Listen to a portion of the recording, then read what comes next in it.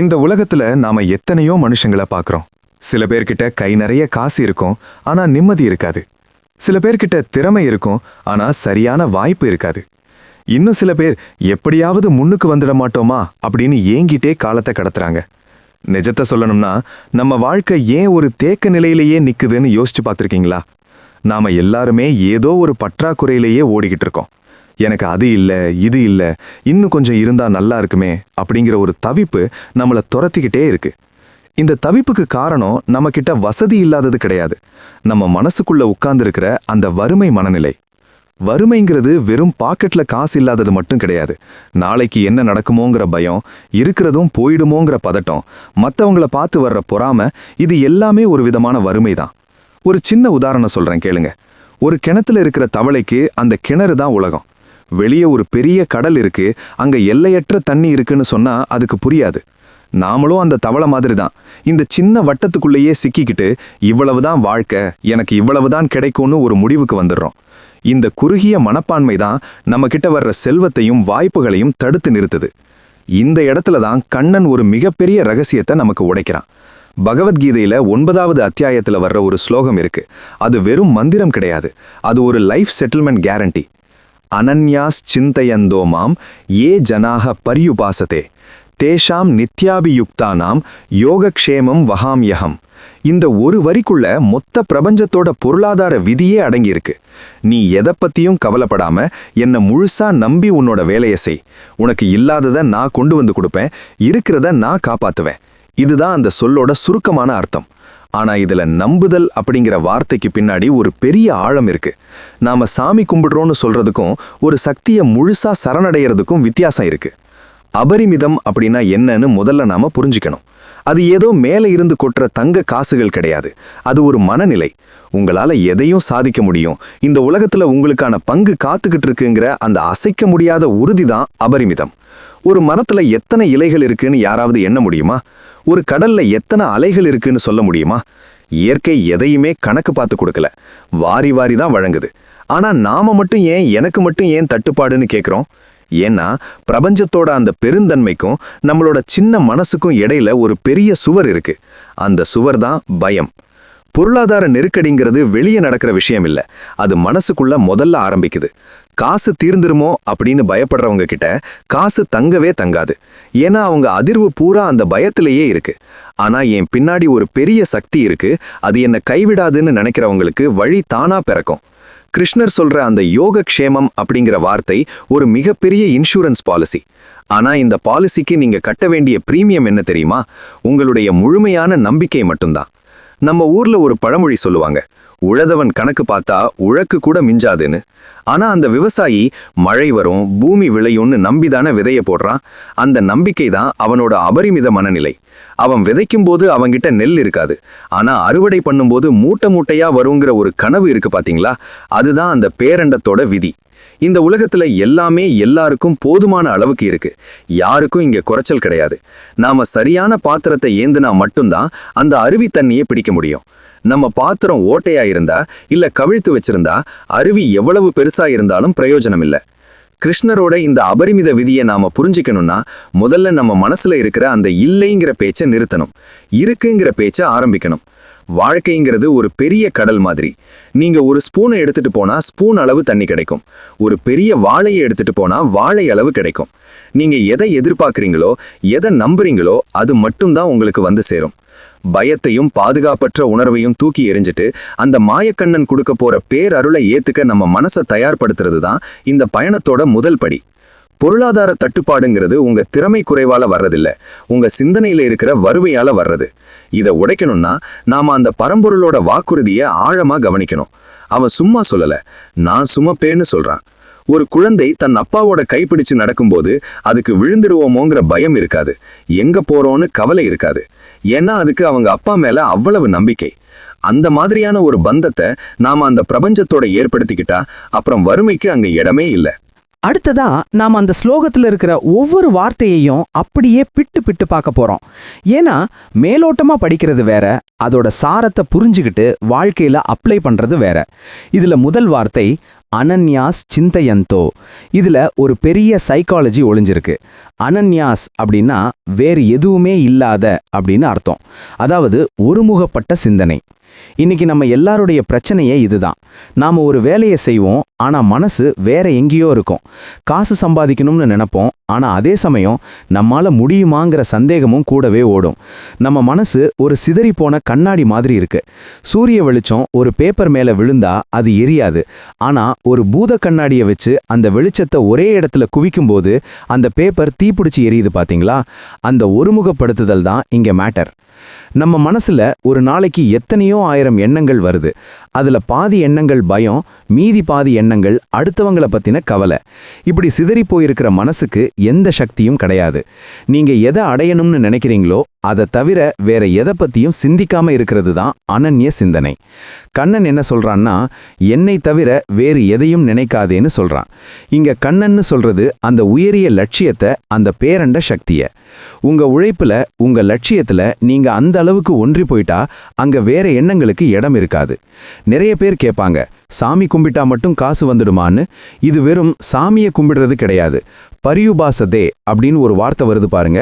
அதுக்கு அர்த்தம் வெறும் கற்பூர ஆராதனை காட்டுறதில்ல, அந்த சக்தியோட நெருங்கி அமர்வது அல்லது இணைந்து செயல்படுதல். இது ஒரு பார்ட்னர்ஷிப் பிஸ்னஸ் மாதிரி. நீங்களும் அந்த இறை சக்தியும் சேர்ந்து ஒரு செயலை செய்றீங்க. ஒரு சிற்பி சிலை செதுக்கும் போது அவன் அந்த சிலைக்குள்ளேயே போயிடுறான். அவனுக்கு பசி தெரியாது, தாகம் தெரியாது, சுத்தி என்ன நடக்குதுன்னு தெரியாது. அவன் செய்யறது தான் அந்த பரியுபாசனை. நாம ஒரு தொழில் செய்யறோம்னா அந்த தொழில்ல தெய்வத்தை பார்க்கணும். கஸ்டமர் கிட்ட பேசும்போது அதுல ஒரு நேர்மை இருக்கணும். நம்ம வேலையை நாம ஒரு வழிபாடா செய்யும்போது அங்க ஒரு தரம் வரும். அந்த தரம் செல்வத்தை தானா இழுத்துட்டு வரும். கடவுள் எனக்கு காசு கொடுப்பார்னு சும்மா உட்கார்ந்து இருக்கிறது ஆன்மீகம் கிடையாது. கடவுள் என் மூலமா இந்த வேலையை செய்யறாருன்னு இறங்குறது தான் உண்மையான கிருஷ்ண உணர்வு. நம்ம மனசு ஏன் செல்வத்தை ஈர்க்க மாட்டேங்குதுன்னு யோசிச்சிருக்கீங்களா? ஏன்னா நம்ம கிட்ட அந்த தெளிவு இல்லை. காலையில ஒரு முடிவெடுப்போம், மத்தியானம் அதை மாத்துவோம், சாயங்காலம் வேற ஒருத்தர் சொல்றதை கேட்டு குழம்புவோம். இப்படி அலைபாயிர மனசுக்கு பிரபஞ்சம் எதை கொடுக்கணும்னு தெரியாம குழம்பி போயிரும். ஒரு ஹோட்டலுக்கு போய் மெனு கார்டை பார்த்துக்கிட்டே அது வேணுமா இது வேணுமான்னு 1 மணி நேரம் யோசிச்சா சர்வர் கடுப்பாயிடுவார்ல. அதே தான் இங்கேயும் நடக்குது. உங்களுக்கு என்ன வேணுங்கிறதுல நீங்க தெளிவா இருக்கணும். அந்த தெளிவு தான் அனன்ய சிந்தனை. இந்த ஸ்லோகத்தோட அடுத்த பகுதி நித்யாபியுக்தானாம். அப்படின்னா என்ன? எப்போதும் என்னோடு இணைந்திருப்பவர்கள். அதாவது பார்ட் டைம் பக்தி கிடையாது. வாரத்துல ஒரு நாள் மட்டும் நல்லவனா இருக்கிறது, மற்ற நாள்ல எப்படி வேணா இருக்கிறதுங்கிறது இல்ல. உங்களோட ஒவ்வொரு சுவாசமும் ஒவ்வொரு அசைவும் ஒரு தர்மத்தின் அடிப்படையில் இருக்கணும். நீங்க ரோட்ல நடக்கும்போது கூட, ஒரு செடிக்கு தண்ணி ஊத்தும் போது கூட அந்த அன்போடவும் விழிப்புணர்வோடவும் செய்யணும். செல்வம்ங்கிறது வெறும் நோட்டுக்கட்டுகள் கிடையாது. அது ஒரு எனர்ஜி. அந்த எனர்ஜி யார்கிட்ட போகும் தெரியுமா? எங்க ஒழுக்கம் இருக்கோ, எங்க தெளிவு இருக்கோ, எங்க அன்பு இருக்கோ, அங்கதான் அந்த மகாலட்சுமி வந்து தங்குவா. அலைபாயிர மனசுல லக்ஷ்மி தங்க மாட்டா. ஏன்னா அவளுக்கு அங்க நிம்மதி இருக்காது. அதனாலதான் கண்ணன் முதல்ல நம்ம மனசை சீரமைக்க சொல்றான். உங்க மனசு ஒரு அமைதியான குளம் மாதிரி இருந்தா அதுல வானம் அப்படியே தெளிவா தெரியும். உங்க மனசு குழப்பத்துல இருந்தா அங்க எதுவுமே தெரியாது. சிந்தனை சிதறாம இருக்கிறதுக்கும் செல்வத்துக்கும் நேரடி தொடர்பு இருக்கு. உலகத்துல ஜெயிச்ச பெரிய ஆளுங்களை எல்லாம் பாருங்க. அவங்க ஒரு விஷயத்தை எடுத்தா அதுல ஊறி போயிருப்பாங்க. அவங்களுக்கு வேற எதுவுமே கண்ணுக்கு தெரியாது. அதுதான் அந்த யோக நிலை. அந்த நிலையில நீங்க இருக்கும்போது உங்களுக்கு தேவையான யோகத்தையும் க்ஷேமத்தையும் அந்த ஆண்டவன் பார்த்துப்பான். அதாவது நீங்க ஒரு வேலையை கிருஷ்ணருக்காக செய்யும்போது அந்த வேலையில வர்ற லாப நஷ்டம் உங்களை பாதிக்காது. ஏன்னா நீங்க ரிசல்ட் மேல கண்ணு வைக்காம செயல் மேல கண்ணு வைக்கிறீங்க. ஆனா ஆச்சரியம் என்னன்னா, எப்போ நீங்க பலனை எதிர்பார்க்காம வேலையில மட்டும் கவனம் செலுத்துறீங்களோ அப்ப பலன் பல மடங்கு அதிகமா வந்து சேரும். இதுதான் அந்த ஆன்மீக முரண், ஸ்பிரிச்சுவல் பாரடாக்ஸ். எனக்கு வேணும் வேணும்னு துடிக்கிறவனுக்கு கிடைக்காது. இது உன் வேலை, நான் செய்றேன்னு அர்ப்பணிக்கிறவனுக்கு அள்ளி கொடுப்பான் அந்த கோபாலன். இந்த ஒருமுகப்பட்ட சிந்தனை உங்ககிட்ட வந்துட்டா உங்களுக்குள்ள இருக்கிற பயம் ஓடி போயிடும். பயம் இல்லாத இடத்துல தான் அறிவு வேலை செய்யும். அறிவு வேலை செய்யற இடத்துல தான் வாய்ப்புகள் கண்ணுக்கு தெரியும். வாய்ப்புகள் கண்ணுக்கு தெரிஞ்சா தானா செல்வம் சேரும். இது ஒரு சங்கிலி தொடர் மாதிரி. இந்த தொடரோட முதல் கண்ணி அனன்ய சிந்தனை தான். நீங்க யாரு, உங்க பலம் என்ன, நீங்க எதுக்காக இங்க வந்திருக்கீங்க, இந்த தெளிவோட அந்த பிரபஞ்ச சக்தியை துணைக்கி கூப்பிட்டுக்கிட்டு நீங்க ஒரு அடி எடுத்து வச்சா அந்த சக்தி உங்களை நோக்கி 10 அடி எடுத்து வைக்கும். இதுதான் கிருஷ்ணர் கொடுக்கிற அந்த அபரிமித விதியோட அஸ்திவா. வாழ்க்கையில ஒரு படி மேல போகணும்னா முதல்ல நாம ஒரு விஷயத்தை தெளிவா புரிஞ்சுக்கணும். யோகம் அப்படின்னா நாம ஏதோ காலை நீட்டி கை நீட்டி செய்யற உடற்பயிற்சின்னு மட்டும் நினைச்சுக்க கூடாது. கிருஷ்ணர் இந்த இடத்துல சொல்ற யோகம் அப்படிங்கிற வார்த்தைக்கு ரொம்ப ஆழமான பொருள் இருக்கு. அதாவது உன்கிட்ட இப்போதைக்கு இல்லாத ஒரு விஷயத்த உனக்கு தகுதியான முறையில உன்கிட்ட கொண்டு வந்து சேர்க்கிறது தான் யோகம். சிம்பிளா சொல்லணும்னா ஒரு புது வாய்ப்பை உருவாக்குறது, ஒரு புது வருமானத்தை ஈர்க்கிறது, உன்னோட தகுதியை வளர்த்துக்கிறது, இது எல்லாமே இந்த யோகத்துக்குள்ள தான் வரும். நிறைய பேரு எனக்கு அதிர்ஷ்டமே இல்லைங்க, என் பக்கத்து வீட்டுக்காரன் பாருங்க எப்படி ஓகோன்னு வந்துட்டான்னு புலம்புவாங்க. ஆனா ஒன்னு தெரிஞ்சுக்கோங்க, அதிர்ஷ்டம்ங்கிறது வானத்திலிருந்து திடீர்னு குதிக்கிற விஷயம் கிடையாது. நீங்க ஒரு தகுதியை வளர்த்துக்கிட்டு தயாரா நிக்கும்போது அந்த இடத்துல ஒரு வாய்ப்பு வந்து கதவை தட்டினா அதுக்கு பேர் தான் அதிர்ஷ்டம். நீங்க தயாராவே இல்லாம கதவை பூட்டிட்டு தூங்கிட்டு இருந்தா அதிர்ஷ்டம் வெளியே நின்னு பார்த்துட்டு போயிட்டே இருக்கும். அதனால கிருஷ்ணர் சொல்ற யோகம் அப்படிங்கிறது முதல்ல நம்மள நாம தகுதி உள்ளவங்களா மாத்திக்கிறது தான். செல்வம் ஈர்க்கிறதுக்குன்னு ஒரு தகுதி இருக்கு. ஒரு சின்ன உதாரணம் சொல்றேன். ஒரு பழைய ஓட்ட வாளி இருக்குன்னு வச்சுக்கோங்க. அதுல நீங்க எவ்வளவுதான் தண்ணி ஊத்துனாலும் அது நிக்குமா? நிக்காது. அந்த ஓட்டையை அடைக்கிற வரைக்கும் அந்த வாளிக்கு தண்ணியை சேமிக்கிற தகுதி இல்லைன்னு தான் அர்த்தம். அதே மாதிரி தான் நம்ம மனசும். நம்ம மனசுல சோம்பேறித்தனம், தள்ளி போடுற குணம், நம்மால முடியாதுங்கிற தாழ்வு மனப்பான்மை இதெல்லாம் இருக்கிற வரைக்கும் செல்வம் நம்மகிட்ட வர்றதுக்கு தயங்கும். இந்த ஓட்டைகளை அடைச்சு ஒரு ஸ்ட்ராங்கான பாத்திரமா நம்மளை மாத்திக்கிறது தான் யோகத்தோட முதல் வேலை. கிருஷ்ணர் கீதையில வலியுறுத்தி சொல்ற ஒரு விஷயம் கர்மயோகம். அதாவது வேலையை வெறும் கடமைக்குன்னு செய்யாம ஒரு ஈடுபாடோட செய்யணும். இன்னைக்கு நிறைய பேர் ஆஃபீஸுக்கு போறாங்க. ஆனா மனசு என்னமோ 5 மணி எப்போ அடிக்கும், வீட்டுக்கு எப்போ ஓடலான்னு தான் இருக்கும். இப்படிப்பட்ட மனநிலையில இருக்கிறவங்களுக்கு எப்படி செல்வம் பெருகும்? உங்க வேலையை நீங்க காதலிச்சு செய்யணும். ஒரு சமையல்காரர் சமைக்கும்போது இது வெறும் சாப்பாடு இல்ல, இதை சாப்பிட்றவங்க மனசு சந்தோஷப்படணும்னு நினைச்சு ஒரு பிடி அன்பையும் சேர்த்து போட்டா அந்த ருசியே தனி. அந்த ருசி தான் அவரை தேடி 4 பேரை வரவழைக்கும். அதுதான் யோகம். நம்ம ஊர்ல சொல்லுவாங்க உழைப்பே உயர்வுன்னு. ஆனா அந்த உழைப்புல ஒரு நேர்த்தி இருக்கணும், ஒரு அர்ப்பணிப்பு இருக்கணும். ஏனோதானோன்னு செய்யாம அந்த வேலையில உங்களை நீங்களே கரைச்சிக்கணும். கண்ணன் என்ன சொல்றான்னா, நீ செய்ய வேண்டியதை பெஸ்டா செய், மீதியை நான் பாத்துக்கிறேன். நாம என்ன பண்றோம்னா செய்ய வேண்டியதை ஒழுங்கா செய்யாம மீதி வர்ற ரிசல்ட்டை மட்டும் கணக்கு போட்டுக்கிட்டே இருக்கோம். இந்த பிசினஸ்ல இவ்வளவு லாபம் வருமா, அந்த வேலையில அவ்வளவு காசு கிடைக்குமான்னு லாபத்தை மட்டும் யோசிச்சுட்டு இருந்தா வேலையில கவனம் சிதறிடும். எப்போ கவனம் சிதறியதோ அப்போ தரம் குறையும். தரம் குறைஞ்சா செல்வம் வராது. வாய்ப்புகளை அடையாளம் காண்ற விழிப்புணர்வு தான் யோகத்தோட இன்னொரு முகம். பல நேரங்கள்ல வாய்ப்புங்கிறது ஒரு கஷ்டமான ரூபத்துல தான் நம்ம முன்னாடி வரும். ஒரு பெரிய பிரச்சனை வரும்போது பயந்து ஓடுறவன் சாதாரண மனுஷன். ஆனா அந்த பிரச்சனையே ஒரு வாய்ப்பா பார்த்து இதை எப்படி சரி பண்ணலாம்னு யோசிக்கிறவன் தான் யோகி.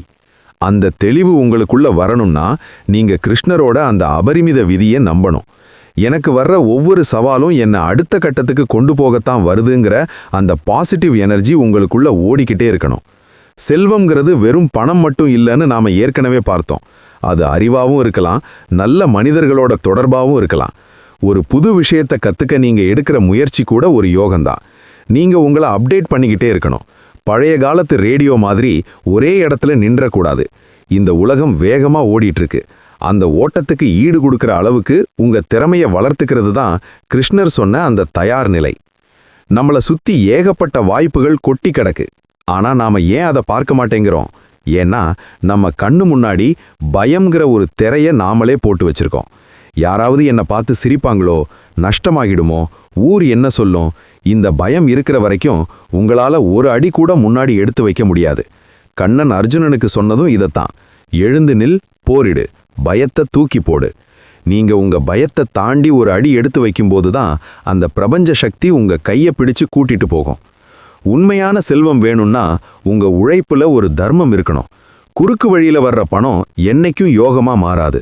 அது இன்னைக்கு வரும், நாளைக்கு வேற ஒரு ரூபத்துல போயிடும். ஆனா நேர்மையா மத்தவங்களுக்கு உபயோகமா இருக்கிற மாதிரி நீங்க ஒரு பொருளை வித்தாலோ இல்ல ஒரு சேவையை செஞ்சாலோ அந்த பணம் உங்ககிட்ட நிலைச்சு நிற்கும். ஏன்னா அந்த பணத்துல மத்தவங்களோட ஆசீர்வாதம் இருக்கும். அந்த ஆசீர்வாதம் தான் செல்வத்தை காக்கும் கவசம். ஆக யோகம் அப்படின்னா இல்லாததை ஈர்க்கிறது. அந்த ஈர்ப்பு விசை உங்ககிட்ட வரணும்னா நீங்க ஒரு காந்தமா மாறணும்.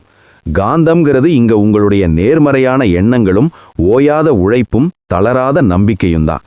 இந்த 3 ஒண்ணா சேரும்போது நீங்க எதை அடையணும்னு நினைக்கிறீங்களோ அது உங்களை நோக்கி தானா வரும். எனக்கு தகுதி இருக்கு, நான் உழைக்க தயாரா இருக்கேன், அந்த தெய்வம் என் கூட இருக்குங்கிற இந்த 3 மந்திரத்தையும் மனசுல ஏத்திக்கோங்க. அப்புறம் பாருங்க, மூடி இருக்கிற கதவுகள் எல்லாம் ஒண்ணா திறக்க ஆரம்பிக்கும். அந்த திறக்கிற கதவு வழியா மகாலட்சுமி உங்க வீட்டுக்குள்ள நுழைவா. இது வெறும் பேச்சில்ல, இது கிருஷ்ணரோட அபரிமித விதியோட அசைக்க முடியாத உண்மை. நம்ம ஊர்ல ஒரு பேச்சுண்டு, யானை வரும் பின்னே மணியோசை வரும் முன்னேன்னு.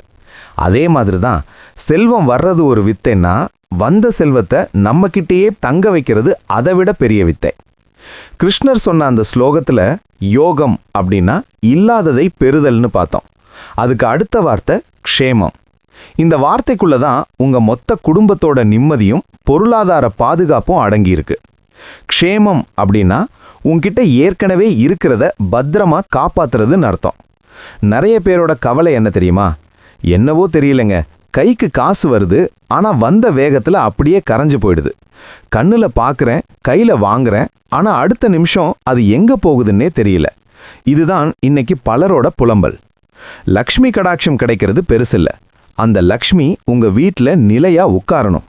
அதுக்கு தான் அந்த க்ஷேமம்ங்கிற அருளை அந்த பரம்பொருள் கொடுக்கறான். ஆனா அது சும்மா கிடைக்காது. அதுக்கு நாம சில விஷயங்களை சரியா செய்யணும். முதல்ல பணம் ஏன் நம்ம கிட்ட தங்க மாட்டேங்குதுன்னு யோசிச்சு பார்த்திருக்கீங்களா? ஏன்னா நம்ம கிட்ட அந்த பணத்தை மதிக்கிற குணம் இல்லை. பணம் என்னங்க பெருசு, அது வெறும் காகிதம் தானேன்னு அலட்சியமா பேசுறவங்க கிட்ட பணம் ஒரு நிமிஷம் கூட இருக்காது. பணத்தை ஒரு சக்தியா பார்க்கணும். அந்த சக்தியை நீங்க எப்படி நடத்துறீங்களோ அப்படிதான் அது உங்ககிட்ட நடந்துக்கும். வீணாக்குறது தான் செல்வத்தோட முதல் எதிரி. ஒரு சொட்டு தண்ணியா இருந்தாலும் சரி, ₹1 காசா இருந்தாலும் சரி, அதுக்கு ஒரு மதிப்பு இருக்கு. தேவையில்லாத ஆடம்பரத்துக்காகவும் மற்றவங்க முன்னாடி கெத்து காட்டணுங்கிறதுக்காகவும் செலவு பண்ற பணம் உங்களை விட்டு சீக்கிரம் ஓடிடும். பொருட்களை பாதுகாக்கிறதுல தான் நம்மளோட நன்றியுணர்வு ஒளிஞ்சிருக்கு. உங்ககிட்ட இருக்கிற ஒரு சின்ன பொருளா இருந்தாலும் அதை அன்போட கவனிச்சுக்கோங்க. உங்க வண்டி, உங்க ஃபோன், உங்க வீடு, இது எல்லாமே அந்த பிரபஞ்சம் உங்களுக்கு கொடுத்த பரிசு. அதை நீங்க அலட்சியமா கையாண்டா, இவனுக்கு கொடுத்ததே அதிகம், இவன் இதை மதிக்கவே மாட்டேங்கிறான்னு அந்த பிரபஞ்ச சக்தி உங்களுக்கு புதுசா எதனையும் கொடுக்காது. இருக்கிறத மதிக்க கத்துக்கிட்டாதான் இல்லாதது உங்களை தேடி வரும். இதுதான் க்ஷேமத்தோட ரகசியம். நன்றியுணர்வுங்கிறது ஒரு மேஜிக் மாதிரி. காலையில எந்திரிச்ச உடனே இன்னைக்கு எனக்கு 3 வேளை சாப்பாடு இருக்கு, தங்கறதுக்கு ஒரு வீடு இருக்கு, போடுறதுக்கு துணி இருக்குன்னு அந்த இறைவனுக்கு ஒரு நன்றி சொல்லி பாருங்களேன். உங்க மனசுக்குள்ள ஒரு நிறைவு வரும். அந்த நிறைவு தான் அபரிமித மனநிலை. எப்போ உங்க மனசு நிறைவா இருக்கோ அப்போ நீங்க தேவையில்லாத விஷயங்களுக்கு பணத்தை செலவு பண்ண மாட்டீங்க. ஆனா மனசுல ஒரு ஓட்டை விழுந்து எனக்கு அது பத்தல இது பத்தலன்னு ஏங்கிட்டே இருந்தா அந்த ஓட்டையை அடைக்க நீங்க எதை வாங்கினாலும் அது பத்தாது. கடைசியில கடன் தான் வந்து நிற்கும். சேமிப்புங்கிறது கஞ்சத்தனம் கிடையாது, அது உங்க எதிர்காலத்து மேல நீங்க வைக்கிற மரியாதை. ஒரு எறும்பு மழை காலத்துக்காக வெயில் காலத்திலேயே உணவை சேமிச்சு வைக்குது. ஒரு சின்ன எறும்புக்கு இருக்கிற அந்த புத்தி ஏன் நமக்கு இல்லாம போகுது? வர்ற வருமானத்துல ஒரு பகுதியை எடுத்து வைக்கிறது தான் உங்களுடைய க்ஷேமத்துக்கு நீங்க போடுற அஸ்திவாரம். கிருஷ்ணர் என்ன சொல்றான்னா, நீ உன்னை காப்பாத்திக்க முயற்சி செய், நான் உனக்கு துணையா நிக்கிறேன். நீங்க எல்லாத்தையும் செலவு பண்ணிட்டு அப்புறம் போய் சாமி முன்னாடி நின்னு ஐயோ காசில்லையேன்னு கதறதுல எந்த பிரயோஜனமும் இல்லை. மேலாண்மை இல்லாம போறது தான் பொருளாதார தோல்விக்கு முக்கியமான காரணம். ஒரு பிசினஸ் நடத்துறீங்களோ இல்ல ஒரு குடும்பத்தை நடத்துறீங்களோ உங்ககிட்ட ஒரு கணக்கு இருக்கணும். எங்கிருந்து பணம் வருது, எதுக்காக போகுதுன்னு தெரியாம இருக்கிறது ஒரு ஓட்டப்படகுல பயணம் செய்யற மாதிரி. அந்த படகுல கிருஷ்ணர் இருந்தாலும் நீங்க ஓட்டையை அடைக்கலன்னா படகு மூழ்க தான் செய்யும். உங்களுடைய திறமையையும் உழைப்பையும் பயன்படுத்தி நீங்க ஈற்ற அந்த பொருளை ஒரு ஒழுக்கத்தோட நிர்வகிக்கிறது தான் உண்மையான ஆன்மீகம். இன்னொரு முக்கியமான விஷயம், க்ஷேமம்ங்கிறது வெறும் பொருளை மட்டும் குறிக்காது. உங்க ஆரோக்கியம், உங்க குடும்பத்துல இருக்கிற ஒற்றுமை, உங்க மன அமைதி, இது எல்லாமே க்ஷேமம்தான். கையில கோடி கோடியா காசு வச்சுட்டு நிம்மதி இல்லாம தூக்க மாத்திரை போட்டு தூங்குறதுக்கு பேரு செல்வம் கிடையாது. ஆனா நிம்மதியா ஒரு வாய் கஞ்சி குடிச்சிட்டு நிம்மதியா தூங்குறது தான் உண்மையான செல்வம். அந்த நிறைவை உங்களுக்கு அந்த பரம்பொருள் தரணும்னா நீங்க அவர்கிட்ட உங்களை முழுசா ஒப்படைக்கணும். நான் சம்பாதிச்சேன், நான் தான் எல்லாத்தையும் பண்றேங்கிற அந்த அகங்காரம் வரும்போது தான் நம்ம கிட்ட இருக்கிற க்ஷேமம் குறைய ஆரம்பிக்கும். ஏன்னா அகங்காரம் இருக்கிற இடத்துல பயம் வரும், பொறாம வரும். இந்த ரெண்டும் வந்துட்டா அப்புறம் செல்வத்துக்கு அங்க வேலையே இல்லை. எல்லாம் உன்னோடது கிருஷ்ணா, நீ கொடுத்ததை நான் பாதுகாக்கிறேன்னு ஒரு சின்ன பணிவோட இருந்து பாருங்களேன்.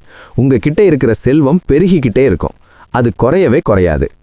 க்ஷேமம்ங்கிறது ஒரு வேலி மாதிரி.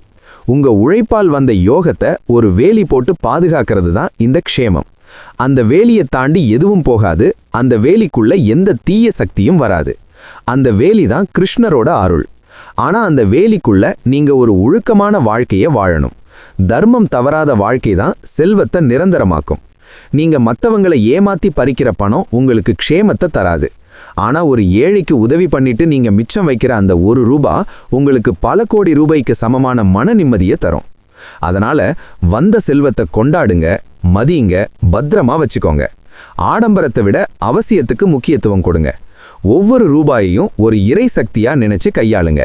அப்போ அந்த கிருஷ்ணர் இவன் சரியான ஆளு, இவன் கிட்ட எதை கொடுத்தாலும் இவன் இதை வீணாக்க மாட்டான்னு உங்ககிட்ட இன்னும் அதிகமா கொடுக்க ஆரம்பிப்பான். யோகமும் க்ஷேமமும் ஒன்னா சேரும்போது தான் உங்க வாழ்க்கை ஒரு முழுமையான வட்டமா மாறும். அந்த வட்டத்துக்குள்ள நீங்க மட்டும் இல்ல, உங்க தலைமுறையே நிம்மதியா வாழும். வாழ்க்கையில நாம எத்தனையோ பாரங்களை சுமக்கிறோம். குடும்ப பாரம், கடன் பாரம், பிள்ளைகளோட எதிர்காலத்தை பத்தின பயம், அப்புறம் இந்த சமுதாயம் நம்மளை பத்தி என்ன நினைக்குமோங்கிற கவலை. இப்படி ஒவ்வொருத்தரும் ஒவ்வொரு மூட்டைய தலையில வச்சுக்கிட்டு, ஐயோ என்னால முடியலையே, இது எப்படியாவது குறையாதான்னு தவிச்சுக்கிட்டு இருக்கோம். இந்த இடத்துல தான் கண்ணன் ஒரு மாபெரும் வாக்குறுதியை கொடுக்கறான். அதுதான் வகாம் யகம். இந்த ஒற்றை சொல்லுக்கு நானே சுமக்கிறேன்னு அர்த்தம். இது வெறும் ஆறுதல் வார்த்தை கிடையாது, இது ஒரு மகா தத்துவம். நம்ம ஊர்ல ஒரு கதை சொல்லுவாங்க. ஒருத்தன் ரயில்ல ஏறிட்டு தன்னோட பெரிய மூட்டைய தலையிலேயே வச்சுக்கிட்டு உக்காந்துருந்தானா.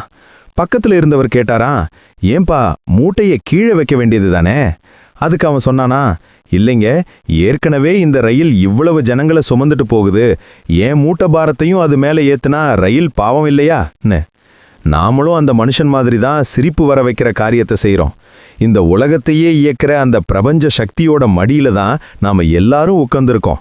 ஆனா என் கஷ்டத்தை நான் தான் சுமக்கணும், என் குடும்பத்தை நான் தான் காப்பாற்றணும்னு அந்த பாரத்தை தலையிலேயே வச்சுக்கிட்டு அழுறோம். இந்த நான்கிற அகங்காரம்தான் எல்லா பிரச்சனைக்கும் ஆரம்பம். நான் உழைக்கிறேன், நான் சம்பாதிக்கிறேன், நான் சாதிப்பேன்னு நாம நினைக்கும்போது அந்த பாரம் முழுசும் நம்ம தலைக்கு வந்துடுது. எப்போ பாரம் தலைக்கு வருதோ அப்போ பதட்டம் வரும். பதட்டம் வந்தா புத்தி வேலை செய்யாது, தப்பான முடிவுகளை எடுப்போம், அப்புறம் நஷ்டம் வரும். ஆனா கிருஷ்ணர் என்ன சொல்றான்னா, அந்த மூட்டைய கீழே வை, நீ என்னோட ரயில்ல ஏறிட்ட, இனி உன்னையும் உன் மூட்டையையும் சேர்த்து சுமக்க வேண்டியது ஏன் பொறுப்புன்னு சொல்றான். சரணாகதி தத்துவம்னா என்ன தெரியுமா? கையை தூக்கிட்டு சாமி முன்னாடி நிக்கிறது மட்டும் இல்ல. கிருஷ்ணா, எனக்கு தெரிஞ்சதை நான் நேர்மையா செய்றேன், இதோட லாப நஷ்டம், இதோட வெற்றி தோல்வி எல்லாமே உன்னோடது. இந்த வேலையை செய்யறதுக்கு எனக்கு கருவியா இருக்கிற சக்தியும் உன்னோடதுதான்னு மனசார ஏத்துக்கிறது தான் உண்மையான சரணாகதி. இப்படி நீங்க ஒரு வேலையை செய்யும்போது அங்க பதட்டம் இருக்காது. ஏன்னா ரிசல்ட் உங்க பொறுப்பு இல்ல, அது அவனோட பொறுப்பு. பாரம் அவன் தலைக்கு மாறிடுச்சுன்னா நீங்க ஃப்ரீயா வேலை செய்யலாம். ஒரு கிரிக்கெட் பிளேயர் நாம அவுட் ஆயிடுவோமோன்னு பயந்துட்டே விளையாடினா அவரால் ரன் அடிக்க முடியாது. ஆனா நாம நம்ம ஆட்டத்தை விளையாடுவோன்னு இறங்குற அன்னைக்கு தான் செஞ்சுரி வரும். செல்வத்தை ஈர்க்கிறதுக்கு மிக முக்கியமான காந்தம் எது தெரியுமா? அதுதான் நம்பிக்கை, ஃபெய்த். எனக்கு தேவையானதை என் இறைவன் சரியான நேரத்துல கொடுப்பாங்கிற அந்த அசைக்க முடியாத நம்பிக்கை யார்கிட்ட இருக்கோ அவங்க கிட்ட செல்வம் தானா ஓடி வரும். பயம் இருக்கிற இடத்துல செல்வம் தங்காது. ஏன்னா பயங்கிறது ஒரு எதிர்மறை ஆற்றல். ஐயோ காசு தீந்துடுமே, நாளைக்கு என்ன பண்றதுன்னு நீங்க நினைக்கிற ஒவ்வொரு நிமிஷமும் அந்த பற்றாக்குறையை தான் நீங்க உங்க வாழ்க்கைக்குள்ள கூப்பிடுறீங்க. ஆனா அவன் பார்த்துப்பான், அவன் சுமப்பான்னு நீங்க தைரியமா இருக்கும்போது அந்த தைரியம் உங்களுக்கு புது புது ஐடியாக்களை கொடுக்கும். அந்த பாரத்தை சுமக்கிறேன்னு கண்ணன் சொன்னதுக்கு ஒரு கண்டிஷன் இருக்கு. நீங்க நித்யாபியுக்தானாம் அப்படின்னு அந்த ஸ்லோகத்துல வர்ற மாதிரி எப்போதும் அவரோட இணைந்து இருக்கணும். அதாவது உங்க செயல்கள் தர்மத்துக்கு உட்பட்டு இருக்கணும். தர்மம் இல்லாத பாரத்தை கண்ணன் சுமக்க மாட்டான். நீங்க ஒருத்தரை ஏமாத்திட்டு கிருஷ்ணா நீயே இதை பார்த்துக்கோன்னு சொன்னா அவன் வரமாட்டான். ஆனா நீங்க நேர்மையா உழைச்சு ஒரு இக்கட்டான சூழ்நிலையில நிக்கும்போது கண்ணை திறந்து பாரு, நான் உன் பாரத்தை சுமக்க வந்துட்டேன்னு அவன் வந்து நிப்பான். வாழ்க்கையில சில நேரங்கள்ல எல்லாமே கைமீறி போற மாதிரி இருக்கும். பிசினஸ்ல பெரிய நஷ்டம் வரலாம், வேலையில சிக்கல் வரலாம். அந்த நேரத்துல தான் இந்த வகாம்யகம்ங்கிறது உங்களுக்கு பெரும் மருந்தா அமையும். கடல் அலையில சிக்கின தோணி மாதிரி என் வாழ்க்கை ஆடுதேன்னு நீங்க கலங்கும்போது அந்த தோணியை செலுத்துற மாலுனி அவன்தான்னு உங்களுக்கு புரிஞ்சா அப்புறம் ஏது கவலை? ஒரு சின்ன குழந்தை தன்னோட அம்மாவோட இடுப்புல இருக்கும்போது அதுக்கு எந்த பயமும் இருக்காது. ஏன்னா தன்னை தாங்கிறது தான் அம்மாங்கிற அந்த பேரன்பு அதுக்கு பெரியும். நாமளும் அந்த பரம்பொருளோட மடியில இருக்கிற குழந்தைங்க தான்னு உணரணும். செல்வம் பெருகணும்னா மனசு லேசா இருக்கணும். மனசு லேசா இருந்தாதான் உங்களால உயர பறக்க முடியும். பாரத்தை சுமந்துட்டு இருக்கிற பறவையால உயர பறக்க முடியாது.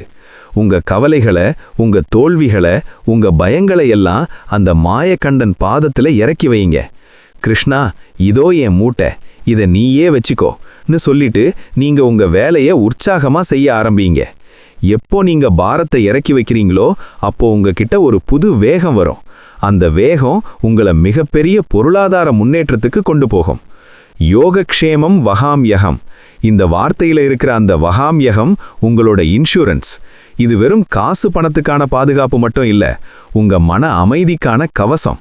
உலகமே தலைகீழா மாறினாலும் உன்னை நான் சுமப்பேன்னு ஒரு குரல் கேக்குது பாத்தீங்களா? அந்த ஒரு குரல் போதும், நாம எப்பேற்பட்ட சிகரத்தையும் தொடலாம். இனிமே உங்க மூட்டையே நீங்க சுமக்காதீங்க, அதை அவன் சுமக்கட்டும். நீங்க அவன் கொடுக்கிற அந்த பேரருளை மட்டும் அனுபவிங்க. இதுதான் கிருஷ்ணரோட அபரிமித விதியோட மிக உயரிய ரகசியம். நம்ம வாழ்க்கையில ஒரு குழாயில தண்ணி வரலனா உடனே நாம என்ன பண்ணுவோம்? டேங்க்ல தண்ணி இருக்கான்னு பார்ப்போம். அங்க தண்ணி இருந்தும் குழாயில வரலனா கண்டிப்பா அந்த பைப்ல எங்கேயோ ஒரு அடைப்பு இருக்குன்னு அர்த்தம். அதே மாதிரி தான் பிரபஞ்சம் முழுக்க செல்வம் கொட்டி கிடக்கு.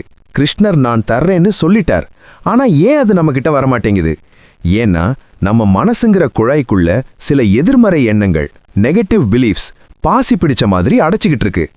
இந்த தடைகளை நீக்காத வரைக்கும் நீங்க எவ்வளவுதான் உழைச்சாலும் பலன் தங்குறது கஷ்டம். முதல்ல பணம் பத்தின நம்மளோட தப்பான அபிப்பிராயத்தை மாத்தணும். சின்ன வயசுல இருந்தே நம்மளை சுத்தி இருக்கிறவங்க பணம் தான் எல்லா பாவத்துக்கும் காரணம், காசு வந்தா குணம் மாறிடும், பணக்காரங்க எல்லாம் கெட்டவங்கன்னு சொல்லி வளர்த்திருப்பாங்க. இந்த எண்ணம் உங்க ஆழ் மனசுல பதிஞ்சு போயிருந்தா உங்க மனசு செல்வத்தை ஒரு எதிரியாத்தான் பார்க்கும். பணம் வந்தா நான் கெட்டவனாயிடுவேனோங்கிற ஒரு பயம் உள்ளுக்குள்ளேயே இருக்கும். இதனால நீங்க தெரியாமலேயே பணத்தை உங்ககிட்ட இருந்து விரட்டி அடிச்சுக்கிட்டு இருப்பீங்க. இதைத்தான் செல்வத்தடைன்னு சொல்றோம். பணங்கிறது ஒரு கருவி, அவ்வளவுதான். ஒரு கத்தி ஒரு டாக்டர் கையில இருந்தா அது உயிரை காப்பாத்தும். அதுவே ஒரு திருடன் கையில இருந்தா உயிரை பறிக்கும். தப்பு கத்தியில இல்ல, அதை கையாள்ற ஆள்கிட்ட தான் இருக்கு. பணத்தை ஒரு சேவைக்கான கருவியா பாருங்க. என்கிட்ட நிறைய காசு இருந்தா நான் இன்னும் 4 பேருக்கு நல்லது செய்வேன், என் குடும்பத்தை நல்லா கவனிச்சுப்பேன், நல்ல காரியங்களுக்கு உதவி பண்ணுவேன்னு உங்க எண்ணத்தை மாத்துங்க. எப்போ நீங்க பணத்தை ஒரு நல்ல சக்தியா பார்க்க ஆரம்பிக்கிறீங்களோ அப்போ அந்த சக்தி உங்களை தேடி வர தயங்காது. அடுத்த பெரிய தடை பொறாமை. மத்தவங்க நல்லா இருக்கிறத பார்த்து மனசுக்குள்ள ஒரு சின்ன நெருடல் வந்தா கூட அங்க செல்வத்தடை ஆரம்பிச்சிடுதுன்னு அர்த்தம். அவனுக்கு மட்டும் எப்படி இவ்வளோ வசதி வந்தது, அவன் என்ன பெரிய ஆளான்னு நாம நினைக்கும் போது நாம பிரபஞ்சத்துக்கு என்ன மெசேஜ் அனுப்புறோம் தெரியுமா? எனக்கு செல்வம் பிடிக்காது, செல்வம் இருக்கிறவங்கள எனக்கு பிடிக்காதுன்னு சொல்றோம். இது எப்படி இருக்குன்னா, ஒருத்தர் வீட்டுக்கு விருந்துக்கு போயிட்டு அந்த வீட்டுக்காரரை திட்டுற மாதிரி.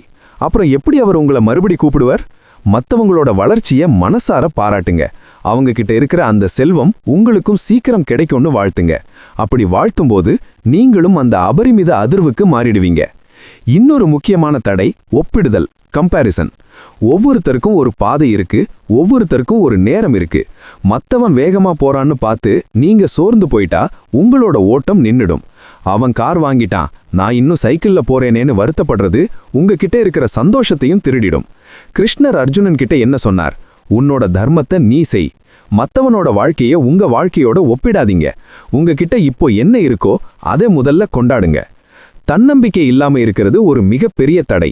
எனக்கெல்லாம் இது கிடைக்காது, நான் அதுக்கெல்லாம் கொடுத்து வைக்காதவன்னு உங்களையே நீங்க தாழ்த்தி பேசிக்கிறது உங்க செல்வ தேவதையோட கதவை நீங்களே பூட்டுற மாதிரி. நீங்க அந்த பரம்பொருளோட குழந்தை. ஒரு ராஜாவோட குழந்தைக்கு அந்த ராஜ்யம் முழுக்க உரிமை இருக்குல்ல? அதே மாதிரி இந்த உலகத்தோட அத்தனை செல்வத்துக்கும் உங்களுக்கு உரிமை இருக்கு. ஆனா அந்த உரிமையை கொண்டாட உங்களுக்கு தகுதி வேணும். அந்த தகுதி தான் நேர்மறையான எண்ணம். நம்ம ஊர்ல சில பேர் சொல்லுவாங்க, விதிப்படிதான் நடக்கும்னு. அது உண்மைதான். ஆனா அந்த விதியை மதியால மாத்தலாம்னு கிருஷ்ணர் சொல்லி கொடுத்திருக்கார். உங்க மதிங்கிறது இங்க உங்களுடைய புத்திசாலித்தனமான எண்ணங்கள். என்னால முடியும், எனக்கு தகுதியான செல்வம் என்ன வந்து சேரும்னு தினமும் உங்களுக்குள்ள நீங்க சொல்லிக்கணும். பழைய குப்பைகளை மனசுல வச்சுக்கிட்டு புது செல்வத்தை அங்க வைக்க முடியாது. அதனால கோபம், வன்மம், பொறாமை, பணம் கெட்டதுங்கிற எண்ணம், இது எல்லாத்தையும் இன்னைக்கே ஒரு மூட்டையா கட்டி வெளியே தூக்கி போடுங்க. கிருஷ்ணரோட அந்த அபரிமித விதியில முக்கியமான புள்ளி என்னன்னா, உங்க மனசு ஒரு காந்தம் மாதிரி வேலை செய்யணும். அந்த காந்தத்துல துரு பிடிச்சிருந்தா அது எதையும் ஈர்க்காது. அந்த துருவை சுரண்டி எடுத்துட்டு மனசை தெளிவா வச்சுக்கோங்க.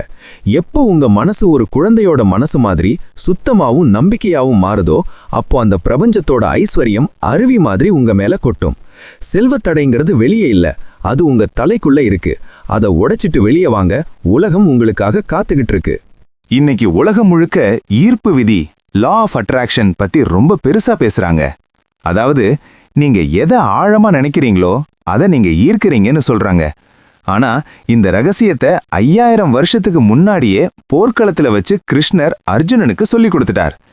யத் பாவம் தத் பவதி.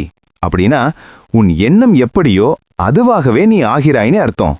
இது வெறும் தத்துவம் இல்ல, இது ஒரு சயின்ஸ்.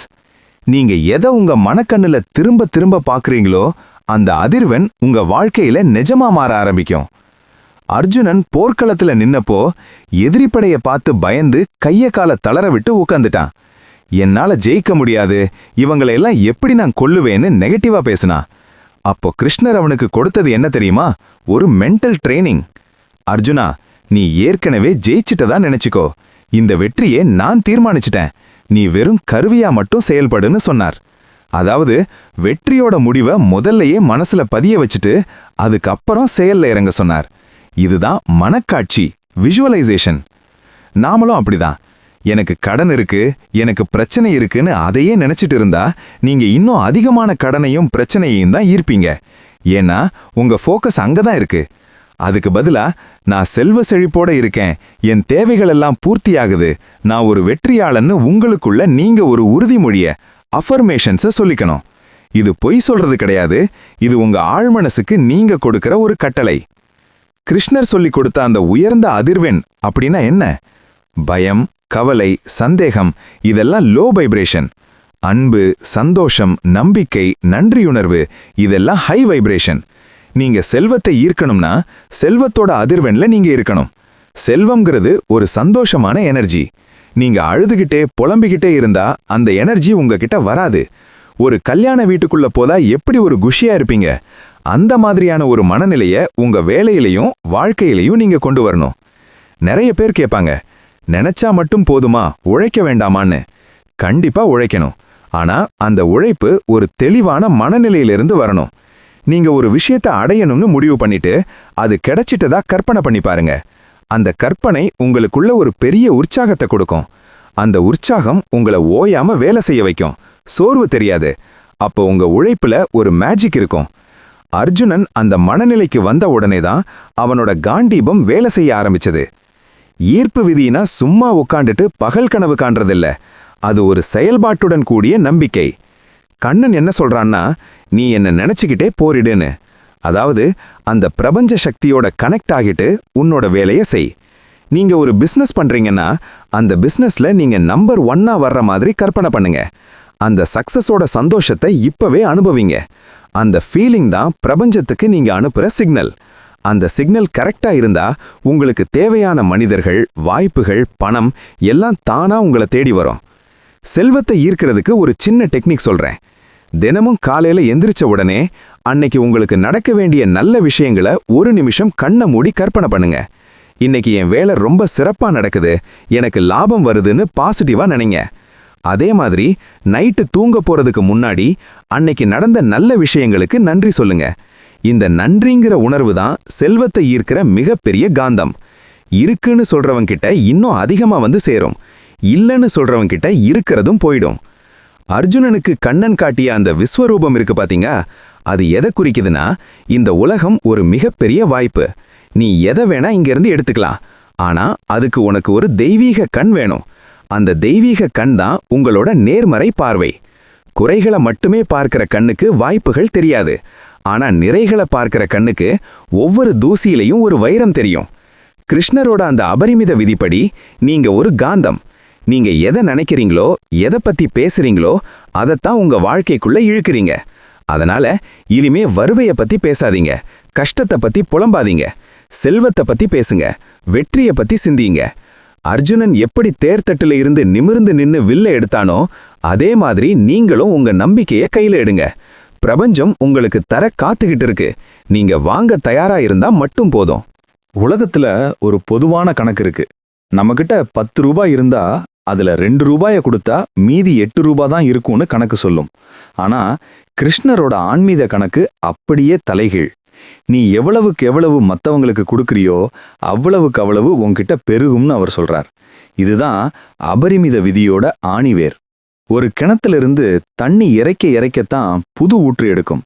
நீங்க தண்ணியை எடுக்காம அப்படியே வச்சிருந்தா அந்த தண்ணி தேங்கி போய் பாசி பிடிச்சிடும். அதே மாதிரி தான் செல்வமும். அது ஓடிக்கிட்டே இருக்கணும், மற்றவங்களுக்கு பயன் தந்துக்கிட்டே இருக்கணும். தர்மம் அப்படின்னா ஏதோ நாம பெரிய கோடீஸ்வரனான பிறகு செய்ய வேண்டிய விஷயம்னு நினைக்காதீங்க. உங்ககிட்ட இப்போ என்ன இருக்கோ அதுல ஒரு சிறு பகுதியை மற்றவங்களுக்காக பகிர்ந்துக்கிறது தான் உண்மையான தர்மம். நம்ம ஊர்ல தசாம்சம்னு ஒரு முறை இருக்கு. அதாவது உங்க வருமானத்துல 10% நல்ல காரியங்களுக்கு, இல்லாதவங்களுக்கு கொடுக்கறது. இதை ஒரு சுமையா நினைக்காம ஒரு நன்றி கடனா செய்யணும். கிருஷ்ணா, நீ எனக்கு இவ்வளவு கொடுத்துருக்க, அதுல ஒரு பகுதியை உன் குழந்தைகளுக்கே நான் திருப்பி தர்றேன்னு ஒரு மனப்பக்குவம் வரணும். ஏன் கொடுத்தா வளரும்னு கேக்குறீங்களா? ஏன்னா நீங்க கொடுக்கும்போது உங்க மனசு பற்றாக்குறை மனநிலையிலிருந்து நிறைவு மனநிலைக்கு மாறுது. என்கிட்ட மத்தவங்களுக்கு கொடுக்கிற அளவுக்கு வசதி இருக்குன்னு நீங்க நினைக்கும்போது அந்த எண்ணம் பிரபஞ்சத்துக்கு ஒரு பெரிய பாசிட்டிவ் சிக்னல் அனுப்புது. இவன் ஒரு வள்ளல், இவன்கிட்ட கொடுத்தா அது வீண் போகாது, பல பேருக்கு போய் சேரும்னு பிரபஞ்சம் உங்களுக்கு இன்னும் அதிகமா அள்ளி கொடுக்கும். இது ஒரு இன்வெஸ்ட்மெண்ட் மாதிரி. நீங்க விதைக்கிற ஒரு விதை தான் ஆயிரக்கணக்கான கனிகளா உங்களுக்கு திருப்பி வருது. நேர்மையான வழியில் ஈற்ற பொருள்தான் நிலைச்சு நிற்கும்னு கிருஷ்ணர் ரொம்ப தெளிவா சொல்லியிருக்கார். அதர்மமான வழியில மத்தவங்களை ஏமாத்தி வர்ற பணம் வந்த வேகத்துல போயிடும். அதுக்கு க்ஷேமம் கிடையாதுன்னு நாம ஏற்கனவே பார்த்தோம். ஆனா தர்மத்தோட வழியில வர்ற செல்வம் ஒரு கவசம் மாதிரி உங்களையும் உங்க குடும்பத்தையும் காக்கும். ஒருத்தரோட வயித்துல அடிச்சு நாம சம்பாதிக்கிற காசு நம்ம நிம்மதியை திருடிடும். ஆனா ஒருத்தரோட பசியை தீத்துட்டு நாம சம்பாதிக்கிற காசு நமக்கு கோடி புண்ணியத்தை தரும். அந்த புண்ணியம் தான் உங்க செல்வத்தை பல மடங்கு உயர்த்தும். பகவத்கீதையில தானம் பத்தி 3 வகையா சொல்லியிருக்கார். 1, பலனை எதிர்பார்க்காம சரியான நேரத்துல சரியான ஆளுக்கு கொடுக்கறது சாத்வீக தானம். இதுதான் மிக உசத்தியானது. நான் இவனுக்கு கொடுக்கறேன், இவன் எனக்கு என்ன செய்வான்னு கணக்கு பார்க்காம செய்யணும். உங்க வலது கை கொடுக்கறது இடது கைக்கு தெரியக்கூடாதுன்னு சொல்லுவாங்கல்ல, அந்த ரகசியம்தான் இது. உங்க தர்மம் எவ்வளவு ரகசியமா இருக்கோ அவ்வளவு வேகமா அதுக்கான பலன் உங்களை தேடி வரும். செல்வம்ங்கிறது ஒரு ஆத்து தண்ணி மாதிரி. அது எல்லாருக்கும் பொதுவானது. நாம ஒரு அணை கட்டி அதை தடுத்து நிறுத்தினா அது ஒரு கட்டத்துல உடைஞ்சு போயிடும். ஆனா அதை வயல்வெளிகளுக்கு பாய்ச்சினா அங்க பச்சை பசையல்னு பயிர்கள் விளையும். உங்ககிட்ட இருக்கிற செல்வத்தை அறிவாவோ பணமாவோ அன்பாவோ மற்றவங்களுக்கு பாய்ச்சிங்க. ஒரு சின்ன உதவி, ஒரு ஏழை மாணவனோட படிப்புக்கு உதவி பண்றது, ஒரு பசியில இருக்கிறவருக்கு உணவளிக்கிறது, இது எதுவா வேணா இருக்கலாம்.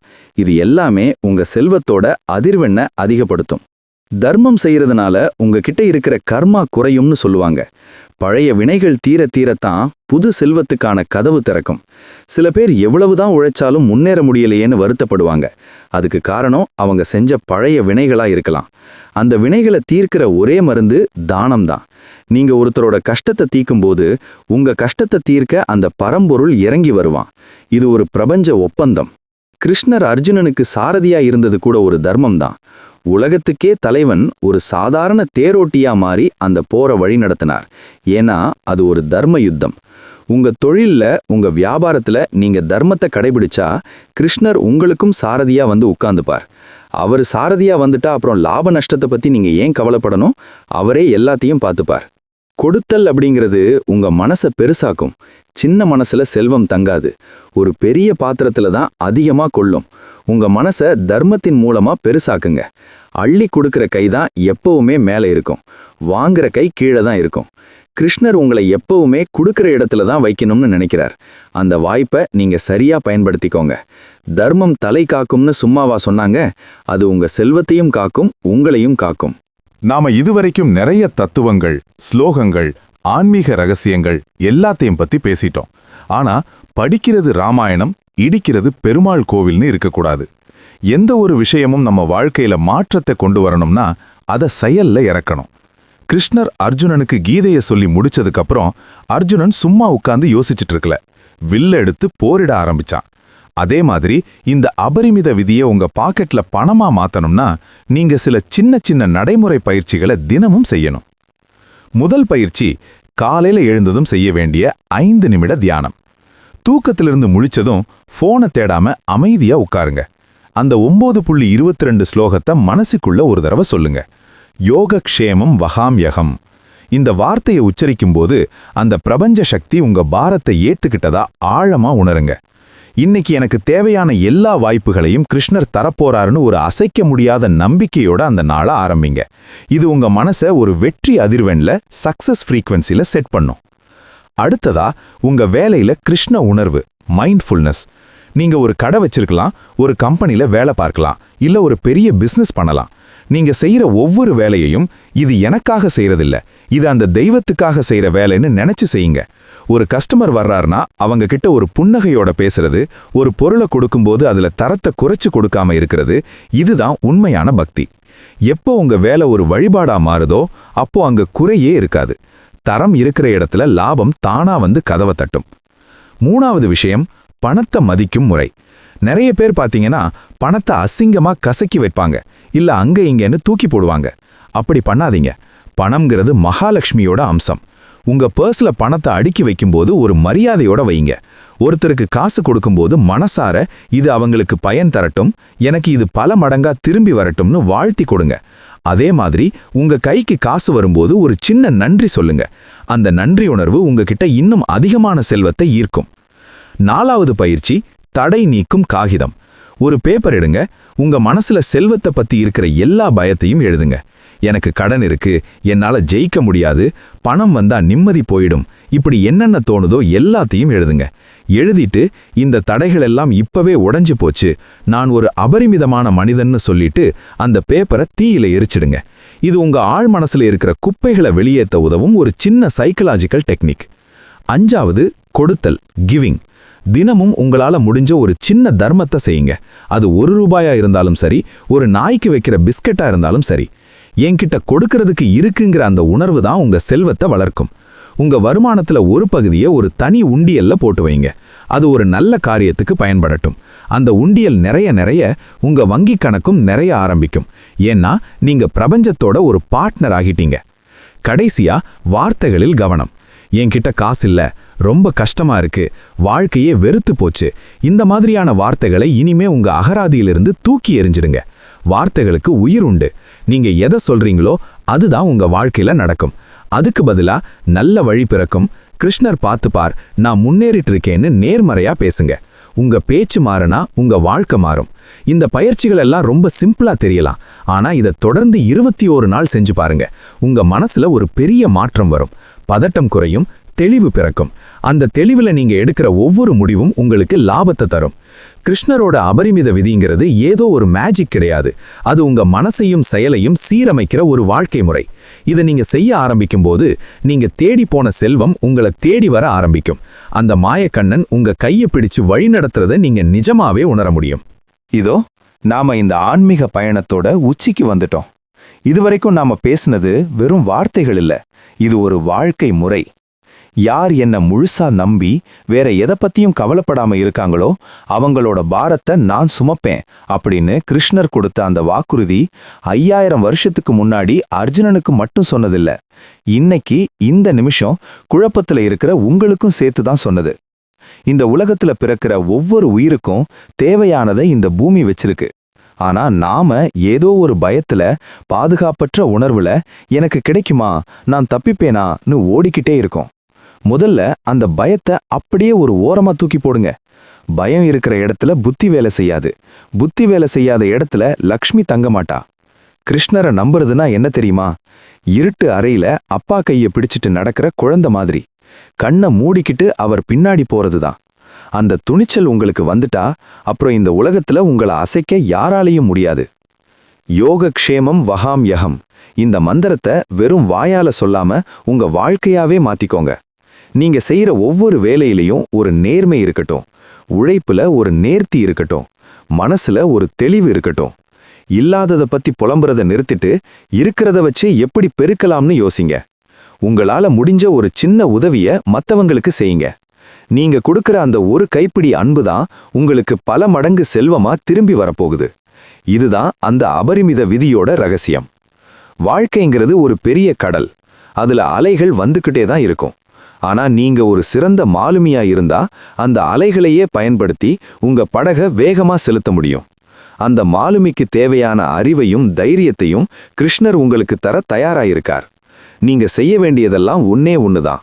உங்க அகங்காரத்தை விட்டுட்டு எல்லாம் உன்னோடது கிருஷ்ணான்னு அந்த பரம்பொருள்கிட்ட சரணாகதி அடையிறது தான்.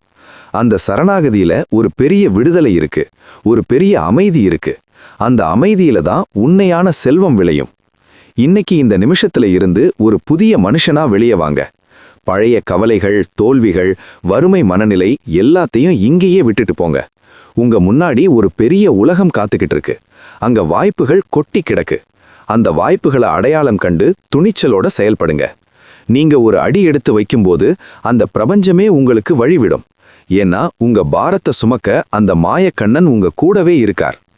இந்த தொடர் பேச்சை கேட்டதுல உங்க மனசுல ஒரு சின்ன பொறி தட்டி இருந்தா கூட அதுதான் இந்த உரையாடலோட வெற்றி. செல்வம் பெருகணுங்கிறது வெறும் காசு பணத்துக்காக மட்டும் இல்ல.